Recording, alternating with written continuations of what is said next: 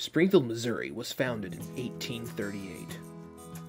As the railroad was growing closer to the area, excitement grew within the citizens, knowing change was about to come down the rails. North Springfield came about because of the lay of the land, we'll say. It was the highest point in the area, the most level track, and at the time when the railroads were planning to come through here, the trains had very little to any brakes and were very underpowered, and so they needed the most level trackage they could possibly have. So the city of Springfield had known for some time that the train was going to have to come north of the city. However, a division between the north and south sides of town began to grow as decisions were made on where the tracks would go through Springfield. Springfieldians wanted to change the original route that had been set for years and bring the tracks down into what is now known as the Jordan Valley. Sadly, they refused to come up with the additional $50,000 that could make this possible.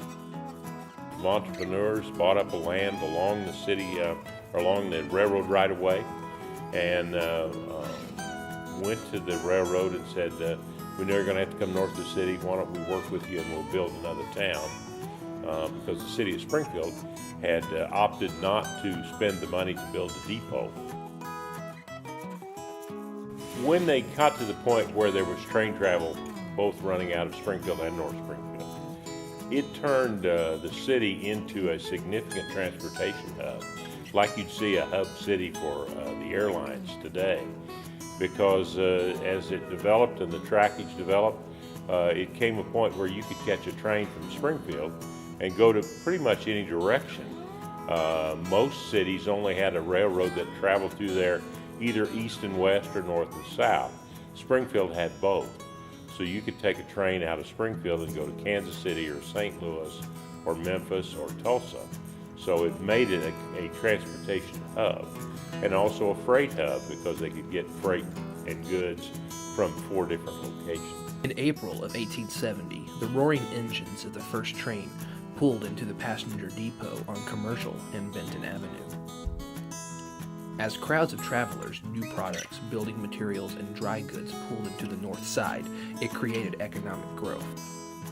In 1870, when the first train arrived, it pulled into a new little town of North Springfield, and very quickly, because of the train travel and the activity there, it developed into a pretty bustling community.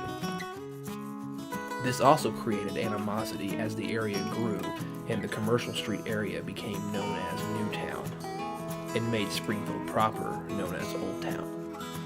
Things like the Springfield wagon that you see behind me, that industry developed here because it was capable of shipping wagons across the country by rail. So a lot of advantages. So in May of 1871, the city of North Springfield was born. The dividing line between the two cities being Division Street. The location midpoint for all governmental services between the two districts was Central Street. Well, it was pretty much a cross-section of everything that was needed by a small community.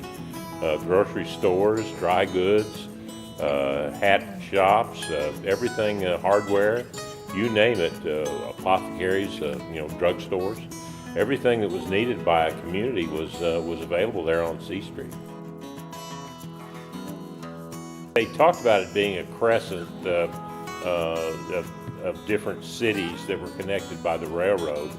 The Moon City part was because that there had been some derision in the city of Springfield that if the town ever really developed, it would be over the moon. It wouldn't. It was an impossibility. So once that term of derision, they kind of turned it around on the people that had used it because it did become very successful. Finally, in 1881, streetcars were added, linking North Springfield to Springfield proper. To connect Springfield and North Springfield mainly, and so they developed a streetcar run that went from Commercial Street, the business district from North Springfield, down to the public square, which was the business district of Springfield, the old city.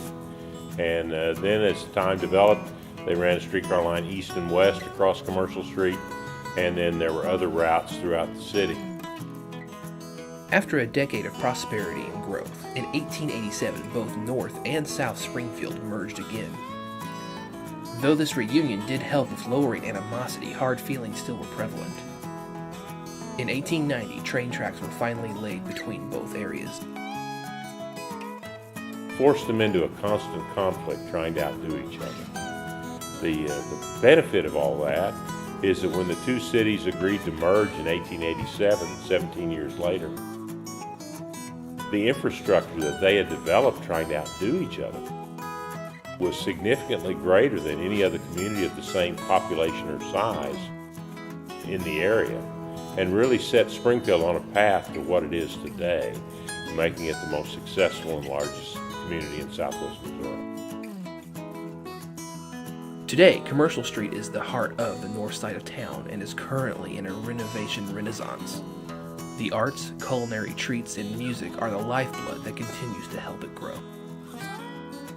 Significant, the footbridge, of course. The footbridge is the longest span of its type in the country.